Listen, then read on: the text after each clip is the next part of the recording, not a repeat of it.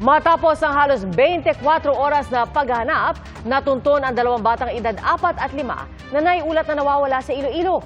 Nakita po sila sa loob ng abandonadong sasakyan malapit sa kanilang mga bahay. Saksi, si Kim Salinas ng GMA Regional TV. Alas 10:30 nitong Sabado, nakuna ng CCTV ang ilang bata sa La Paz, Iloilo. Kasama rito sina Buknoy, 4 na taong gulang at Camille, 5 taong gulang. Wala siyang hambal sa kon, mama. Suka di ko kay mait na ko. Wait ta ka, mati. Wait mo lang kumamak ako to'y sa sagwa. Nagtika ko din, wala na sa. Magdamag hinalughog ng mga kaanak, residente at opisyal ng barangay ang mga kalapit na lugar para mahanap ang mga bata.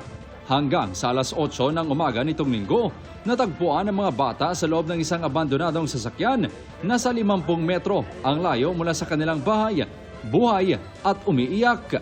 Ayon sa may-ari ng sasakyan, nakarinig ito ng ingay mula sa sasakyan kaya pinuntahan niya ito at nakita ang dalawa sa loob. Kaagad niyang winasak ang bintana para masagip ang mga bata. Pagpalapit ko dito sa sasakyan, may kita ko nga nagiyo. So ang babae nga bata, amuto siya gali ang nagtultog-tultog. Gahambal siya, pero hindi ko mabatian kung anong hambal niya. Salamat sa mga Ginoo, nakita sila. Yung mga kabataan sa mga nagawa, paplagawan eh. Ayon sa mga pulis, kung hindi dahil sa mga butas sa abandonadong sasakyan, maaaring na-suffocate ang mga bata. Hindi pa matukoy ng pulisya kung paanong nalak ang dalawang bata sa loob ng sasakyan. Sasailalim sila sa psychosocial intervention ng Iloilo City Social Welfare and Development Office. Para sa GMA Integrated News, Kim Salinas ng GMA Regional TV, ang inyong saksi.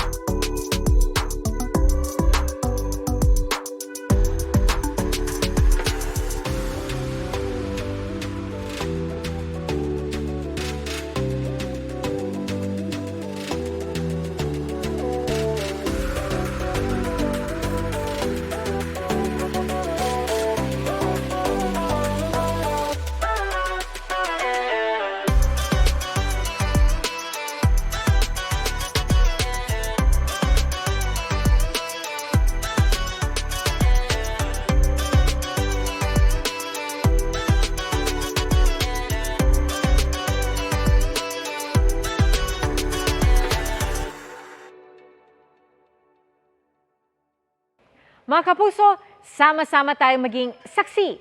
Mag-subscribe sa GMA Integrated News sa YouTube at para sa mga kapuso abroad, samahan niyo kami sa GMA Pinoy TV at sa www.gmanews.tv.